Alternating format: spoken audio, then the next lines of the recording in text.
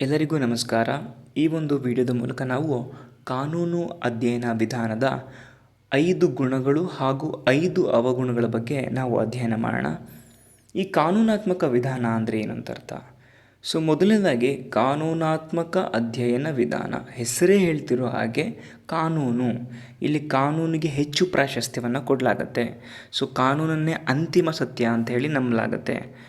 ಈಗ ನಿಮ್ಗೆ ಅನಿಸ್ತಿರ್ಬೋದು, ಕಾನೂನುಗಳು ಯಾಕೆ ಇಷ್ಟು ಅವಶ್ಯಕತೆ ಆಗುತ್ತೆ ಅನ್ನೋದನ್ನು ನೀವು ಗಮನಿಸ್ಬೋದು.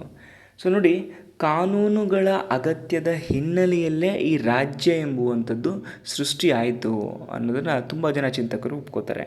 ಮತ್ತು ಈ ಕಾನೂನು ಕೂಡ ಒಂದು ರಾಜ್ಯದ ಅವಿಭಾಜ್ಯ ಅಂಗ ಅನ್ನೋದನ್ನು ಕೂಡ ಒಪ್ಕೋತಾರೆ.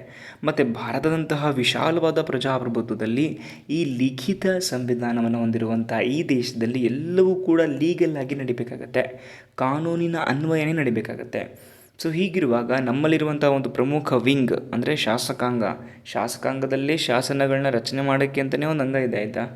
ಅಥವಾ ಅಲ್ಲೇನಾದರೂ ಆ ಕಾನೂನುಗಳು ಇದಾಗಲಿಲ್ಲ ಅಂತ ಹೇಳಿದ್ರೆ ಅಲ್ಲಿ ಮತ್ತೆ ವಿಮರ್ಶೆ ಮಾಡೋಕ್ಕೆ ಅಂತ ನ್ಯಾಯಾಂಗ ಕೂಡ ನಮ್ಮಲ್ಲಿದೆ. ಹೀಗಿರುವಾಗ ಎಲ್ಲವೂ ಕೂಡ ಲೀಗಲಾಗಿ ನಡೆಯುತ್ತೆ, ಒಂದು ಲೀಗಲ್ ಫ್ರೇಮ್ವರ್ಕಲ್ಲೇ ಕೆಲಸ ನಡೆಯುತ್ತೆ ಅಂತ ಹೇಳ್ಬೋದಾಗಿದೆ. ಅದರಲ್ಲಿ ಬರುವಂಥ ಪ್ರಮುಖ ಚಿಂತಕರು ಯಾರ್ಯಾರು ಅಂತ ಅನ್ನೋದಾದರೆ, ಇಂಡಿಯನ್ ಕಾಂಟೆಕ್ಸ್ಟಲ್ಲಿ ಬರುವಂಥವರು ಡಿ ಬಸು ಇರ್ಬೋದು, MB ಪೈಲಿ ಇರ್ಬೋದು, ಅಥವಾ MC ಸೆಲಾಟ್ವಸ್ ಇರ್ಬೋದು, ಅಥವಾ ಅಲೆಕ್ಸಾಂಡ್ರೋವಿಚ್ ಇರ್ಬೋದು, ಅಥವಾ ರನ್ಕಿನ್ ಇರ್ಬೋದು. ಇವರೆಲ್ಲರೂ ಕೂಡ ಕಾನೂನು ವಿಧಾನದ ಪ್ರಮುಖ ಭಾರತೀಯ ಚಿಂತಕರು ಅಂತ ಹೇಳ್ಬೋದಾಗಿದೆ. ಇದರಲ್ಲಿ ಬರುವಂತಹ ಗುಣಗಳ ವಿಷಯಕ್ಕೆ ಬರೋದಾದರೆ, ಮೆರಿಟ್ಸ್ ಅಥವಾ ಗುಣಗಳು ಅನ್ನೋ ವಿಷಯಕ್ಕೆ ಬರೋದಾದರೆ, ಮೊದಲನೇದಾಗಿ ಆಡಳಿತಕ್ಕಾಗಿ ಸ್ಪಷ್ಟ ಚೌಕಟ್ಟನ್ನು ಇದು ಒದಗಿಸ್ಕೊಡುತ್ತೆ. ಒಂದು ನಿಗದಿತವಾಗಿರುವಂಥ ಒಂದು ಫ್ರೇಮ್ವರ್ಕನ್ನು ಹಾಕ್ಕೊಡುತ್ತೆ, ಒಂದು ಚೌಕಟ್ಟು. ಈ ಚೌಕಟ್ಟಿನ ಒಳಗೆ ಕಾರ್ಯವನ್ನು ನಿರ್ವಹಿಸಬೇಕು ಅನ್ನೋದನ್ನು ಒಂದು ಗಮನದಲ್ಲಿ ಅದು ಹಾಕ್ಕೊಡುತ್ತೆ, ಆಯಿತಾ.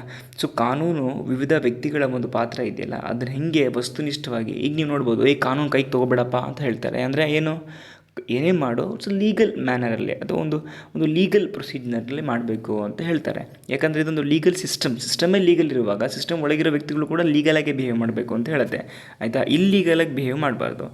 ಇದು ಮೊದಲನೇದು ಒಂದು ಚೌಕಟ್ಟನ್ನು ಇದು ಹಾಕ್ಕೊಡುತ್ತೆ, ಆಯಿತಾ. ಎರಡನೇದು ನಾವು ಅಬ್ಸರ್ವ್ ಮಾಡ್ಬೋದು, ಇಲ್ಲಿ ಹಕ್ಕುಗಳ ರಕ್ಷಣೆ ಅಂದರೆ ಯಾರ ಹಕ್ಕುಗಳನ್ನು ರಕ್ಷಣೆ ಮಾಡ್ತಾರೆ. ಒಂದು ಲೀಗಲ್ ಫ್ರೇಮ್ವರ್ಕಲ್ಲಿ ಕೆಲಸ ಮಾಡ್ತಿರೋರಿಗೆ ಇದರ ಅನುಭವ ಚೆನ್ನಾಗಿರುತ್ತೆ. ಅಂದರೆ ಒಂದು ಹಕ್ಕುಗಳು, ನನಗಿರುವಂಥ ಹಕ್ಕುಗಳೇನು, ನಾನು ನ್ಯಾಯ ಹಕ್ಕುಗಳ ಬಗ್ಗೆ ನನಗಿರುವಂಥ ಹಕ್ಕುಗಳು ಎಷ್ಟು ಮುಖ್ಯವಾಗಿದೆ ನನಗೆ. ಹಕ್ಕು ಮನುಷ್ಯನಿಗೆ ಎಷ್ಟು ಮುಖ್ಯ ಅನ್ನೋದನ್ನು ಹೇಳುತ್ತೆ. ಮತ್ತು ಹಕ್ಕುಗಳನ್ನು ಪ್ರಮುಖ, ನಿಮ್ಗೆ ಗೊತ್ತಿರ್ಬೋದು, ಈಗಿರುವಂಥ 6 ಮೂಲಭೂತ ಹಕ್ಕುಗಳು ಮತ್ತು ಇತರೆ ಹಕ್ಕುಗಳನ್ನು ರಕ್ಷಣೆ ಮಾಡುವಂಥ ಕೆಲಸವನ್ನು ಕಾನೂನು ಮಾಡುತ್ತೆ. ಅರ್ಥ ಆಗ್ತಿದೆಯಲ್ಲ. ಹಾಗಾಗಿ ಆ ಮೂಲಭೂತ ಹಕ್ಕುಗಳನ್ನು ನಿಯಂತ್ರಣೆ ಮಾಡುವಂಥ ಅಥವಾ ಅದನ್ನು ಒದಗಿಸುವಂಥ ಅಥವಾ ಅನ್ಯಾಯದ ವಿರುದ್ಧ ನಿಮಗೆ ರಕ್ಷಣೆ ಇದೆ, ಈ ಹಕ್ಕು ನಿನಗಿದೆ ಅಂತ ಖಾತ್ರಿ ಮಾಡುವಂಥ ಕೆಲಸವನ್ನು ಈ ಒಂದು ಲೀಗಲ್ ಅಪ್ರೋಚ್ ಮಾಡುತ್ತೆ ಅಂತ ಹೇಳ್ಬೋದಾಗಿದೆ. ನೆಕ್ಸ್ಟು ತಡೆ ಮತ್ತು ಸಮತೋಲನ, ಚೆಕ್ ಆ್ಯಂಡ್ ಬ್ಯಾಲೆನ್ಸ್ ಪ್ರಿನ್ಸಿಪಲ್ ಅಂತ ಹೇಳಿದ್ರೆ, ಎಲ್ಲಿಗೆ ಶಾಸಕಾಂಗ, ಕಾರ್ಯಾಂಗ ಮತ್ತು ನ್ಯಾಯಾಂಗ ಈ 3 ಅಂಗಗಳಿದೆ ಅಂತ ಅಂದ್ಕೊಳ್ಳಿ, ಆಯಿತಾ. ಹೀಗಿರುವಾಗ 3 ಅಂಗಗಳು ಕೂಡ ಸ್ವತಂತ್ರವಾಗಿದೆ, ಆಯಿತಾ.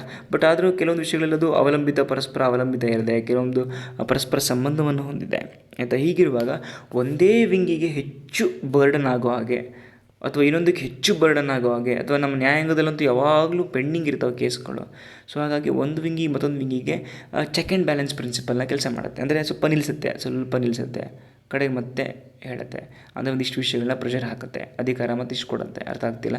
ಕೆಲವೊಮ್ಮೆ ಶಾಸಕಾಂಗದಲ್ಲಿ ಅತೀ ಕೆಲಸ ಆದರೆ ಅದನ್ನು ನಿಯೋಜಿತ ಅಧಿಕಾರ ಅಂತ ಅಂದ್ಕೊಂಡು IAS KS ಆಫೀಸರ್ಗಳು ಅದು ಅಧಿಕಾರವನ್ನು ಮಾಡ್ತಾರೆ, ಅನುಭವಿಸ್ತಾರೆ. ಅರ್ಥ ಆಗ್ತಿಲ್ಲ. ಅಂದರೆ ಒಂದೇ ಕಡೆ ಜಾಸ್ತಿ ಬರ್ಡನ್ ಬೀಳ್ದಿರಂಗೆ 3 ವಿಂಗ್ಗಳು ಕೂಡ ಹಂಚ್ಕೊಂಡು ಕೆಲಸ ಮಾಡೋದಿದೆಯಲ್ಲ, ಅಥವಾ ಅದನ್ನು ನಿಲ್ಲಿಸಿ ಸಮಾಧಾನವಾಗಿ ಕೆಲಸ ಮಾಡೋದಿದೆಯಲ್ಲ, ಅದನ್ನು ತಡೆ ಮತ್ತು ಸಮತೋಲನ ಅಂತ ಕರಿತೀವಿ. ಒಂದಕ್ಕೊಂದು ಪೂರಕವಾಗಿ ತಡೆ ಮಾಡಿಕೊಂಡು ಪೂರಕವಾಗಿ ಕೆಲಸ ಮಾಡೋದನ್ನು ತಡೆ ಮತ್ತು ಸಮತೋಲನ ಅಂತ ಕರಿತೀವಿ. ನೆಕ್ಸ್ಟ್ ಸ್ಥಿರತೆ ಮತ್ತು ಸುವ್ಯವಸ್ಥೆ ಅಂತ ಹೇಳಿದ್ರೆ, ಈಗ ಕೆಲವೊಮ್ಮೆ ನಾನು ನಿಮಗೆ ಹೇಳ್ದಲ್ಲ, ಈಗ ರಾಜಕೀಯ ಅಸ್ಥಿರತೆ ಇದೆ ಎಲ್ಲಿ, ನಮ್ಮ ರಾಜಕೀಯ ಈ ವ್ಯವಸ್ಥೆಯಲ್ಲಿ. ಹೀಗಿರುವಾಗ ರಾಜಕೀಯ ಅಸ್ಥಿರತೆ ಇದ್ದರೂ ಕೂಡ ಒಂದು ಕಾನೂನಾತ್ಮಕದ ಸ್ಥಿರತೆ ಇದೆ. ಸಂವಿಧಾನ ಅಂತೂ ಯಾವುದೇ ಬದಲಾಗಕ್ಕೆ ಸಾಧ್ಯ ಇಲ್ಲ, ಹೌದಾ. ಅದರ ಮೂಲಭೂತ ಚೌಕಟ್ಟುಗಳು ಬದಲಾಗೋದಿಲ್ಲ, ಹೌದಾ. ಆ ಸ್ಥಿರತೆಯನ್ನು ಕಾಪಾಡ್ಕೋಬೇಕಾಗತ್ತೆ. ಈಗ ಕಾನೂನಂತೂ ಇದ್ದೇ ಇರುತ್ತೆ, ಆಯಿತಾ. ಕಾನೂನಿನ ಸ್ವರೂಪ ಬದಲಾಗ್ಬೋದು, ಕಾನೂನು ಗುಣ ಬದಲಾಗ್ಬೋದು, ಬಟ್ ಕಾನೂನು ಬದಲಾಗಲ್ಲ. ಅರ್ಥ ಆಗ್ತಿಲ್ಲ. ಕಾನೂನು ಮತ್ತು ಸುವ್ಯವಸ್ಥೆಯನ್ನು ಕಾಪಾಡ್ತಾರೆ ಪೊಲೀಸರು ಅಂತ ಹೇಳ್ತೀವಿ. ಅಂದರೆ ಕಾನೂನನ್ನು ಚೆನ್ನಾಗಿ ಅದು ಕರೆಕ್ಟಾಗಿ ಅದ್ರ ಥರ ನಡ್ಕೋಬೇಕು. ಈಗ ಟ್ರಾಫಿಕ್ ರೂಲ್ಸ್ನ ಫಾಲೋ ಮಾಡಬೇಕು. ಏನು ಚೆಂದಾಗಿ ತೊಗೊಂಬಂದಿರೋದಾ, ಬೇಡ, ಇಷ್ಟ ಇಲ್ಲ ಅಂದರೆ ಬಿಡ್ಬೋದಿತ್ತು. ಮತ್ತು ಮಾಡಿದ್ವಿ ಅಂದಾಗ ಅದಕ್ಕೊಂದು ಅರ್ಥ ಇರಬೇಕು. ಅದನ್ನು ಫಾಲೋ ಮಾಡಬೇಕು ಅಷ್ಟೇ, ಆಯಿತಾ. ನೆಕ್ಸ್ಟ್ ಮತ್ತು ನಿನಗೆ ಕಾನೂನು ಇಷ್ಟ ಇಲ್ಲ ಅಂದರೆ ಅದನ್ನು ವಿರೋಧ ಮಾಡೋ ಹಕ್ಕು ನಿನಗಿದೆ, ಮತ್ತು ಅದು ಕಾನೂನಲ್ಲೇ ಇದೆ. ಮತ್ತು ಎಲ್ಲದೂ ಕಾನೂನಿನ ಚೌಕಟ್ಟೊಳಗೆ ನಡೆಯುತ್ತೆ. ನಿಷ್ಪಕ್ಷಪಾತವಾಗಿರುವಂಥದ್ದು, ಅಥವಾ ನೀವು ಇಂಪಾರ್ಷಿಯಲ್, ಅಥವಾ ಫಾರ್ ಎಕ್ಸಾಂಪಲ್ ಈಗ ನೀವು ಒಂದು ಸಾರ್ವಜನಿಕ ಆಡಳಿತದಲ್ಲಿ ಹೋಗಿದ್ದೀರಾ ಅಂತ ಅಂದ್ಕೊಳ್ಳೋಣ. ಸೊ ನಿಮಗೆ ಕುಟುಂಬ ಇರುತ್ತೆ, ಸ್ನೇಹಿತರು ಇರ್ತಾರೆ, ಅವ್ರ ಪರ ಇವ್ರ ಪರ ಆ ಥರ ಏನಿಲ್ಲ, ಆಯಿತಾ. ಸೊ ಆ ಸ್ಥಾನಕ್ಕೆ ಹೋದಾಗ ನೀವು ಎಲ್ಲರ ಏಕತೆಗೆ ಸಮಾನವಾಗಿ ಎಲ್ಲರೂ ಈಕ್ವಲ್ ಆಗಿ ನೀವು ಟ್ರೀಟ್ ಮಾಡಬೇಕಾಗತ್ತೆ. ಸೊ ನಮ್ಮ ಫ್ಯಾಮಿಲಿಯವರು, ನನ್ನ ಫ್ರೆಂಡ್ಸು, ನನ್ನ ರಿಲೇಟಿವ್ ಅಂತ ಅವ್ರು ಜಾಸ್ತಿ ಪ್ರೀತಿ ತೋರಿಸೋದು, ಅಥವಾ ಯಾರೋ ಗೊತ್ತಿಲ್ಲದವ್ರನ್ನ ಇವನು ಸಾಯಲಿ ಅಂತ ಅಂದ್ಕೊಂಡು ಅವನಿಗೆ ಅಷ್ಟಕ್ಕಷ್ಟೇ ನೋಡೋದು, ಇದು ಯಾವುದು ಮಾಡಬಾರ್ದು. ನಿಷ್ಪಕ್ಷಪಾತವಾಗಿ ಕೆಲಸವನ್ನು ನಿರ್ವಹಿಸಬೇಕು ಅನ್ನೋದನ್ನು ಈ ಲೀಗಲ್ ಫ್ರೇಮ್ವರ್ಕ್ ನಮ್ಗೆ ಹೇಳ್ಕೊಡುತ್ತೆ.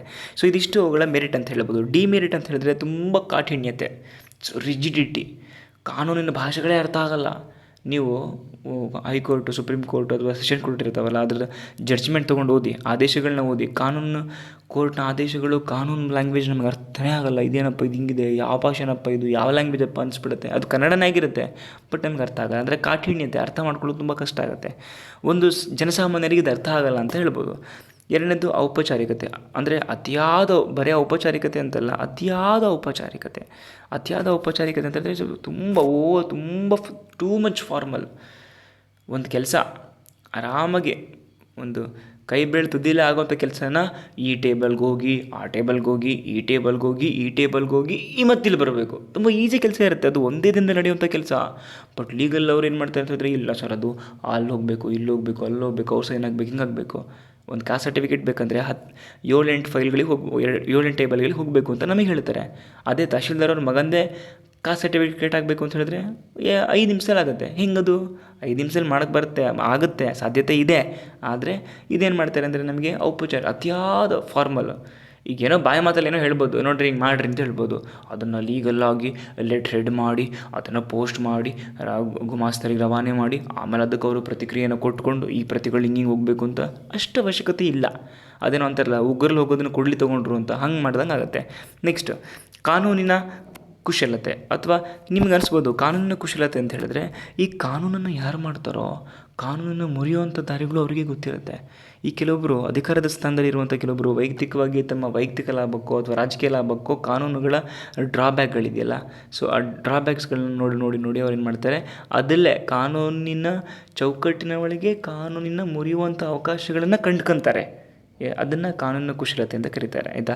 ಸೊ ನೆಕ್ಸ್ಟು ವಿಳಂಬ ನೀತಿ. ಸೊ ವಿಳಂಬ ನೀತಿ ಅಂತಂದರೆ ನೋಡಿ, ನೀವು ಲೀಗಲ್ ಫ್ರೇಮ್ವರ್ಕ್ ಒಳಗೆ ಬರಬೇಕು ಅಂದರೆ, ಒಂದು ಲೀಗಲ್ ಸಿಸ್ಟಮ್ ಒಳಗೆ ಬರಬೇಕು ಅಂದರೆ ತುಂಬ ಕಾಯಬೇಕು, ತುಂಬ ಲೇಟ್ ಕೆಲಸ. ನೀವು ಗೌರ್ಮೆಂಟ್ ಕೆಲಸ ಆಗಲಿ ಅಥವಾ ಕೆಲವೊಂದು ಲೀಗಲ್ ಫ್ರೇಮ್ವರ್ಕ್ಗೆ ಆಗುವಂಥ ಕೆಲಸಗಳು ವರ್ಷಾನುಗಟ್ಟಲೆ ತೊಗೊಬಿಡುತ್ತೆ, ತುಂಬ ಕಾಯಿಸ್ಬಿಡತ್ತೆ, ಅರ್ಥ ಆಗ್ತಿಲ್ಲ. ಇದೊಂದು ತುಂಬ ಮೇಜರ್ ಡ್ರಾಬ್ಯಾಕ್ ಇದೆ. ಸೊ ಕೊನೆಯದು ಕೇವಲ ನ್ಯಾಯ ಮತ್ತು ಅನುಕರಣೆ. ಸೊ ನ್ಯಾಯ ಅನುಕರಣೆ ಅಷ್ಟ್ರ ಮೇಲೆ ಮಾತ್ರ ಫೋಕಸ್ ಮಾಡ್ತೇ ಬಿಟ್ಟರೆ, ಈ ರಾಜ್ಯ ಅಂದರೆ ತುಂಬ ವಿಷಯಗಳು ಬಂತು, ವಿಶಾಲವಾದ ವ್ಯಾಪ್ತಿ ಇದೆ. ಇದು ಕೇವಲ ನ್ಯಾಯ ಅನುಕರಣೆ ಇಷ್ಟರ ಮೇಲೆ ಮಾತ್ರ ಫೋಕಸ್ ಮಾಡುತ್ತೆ.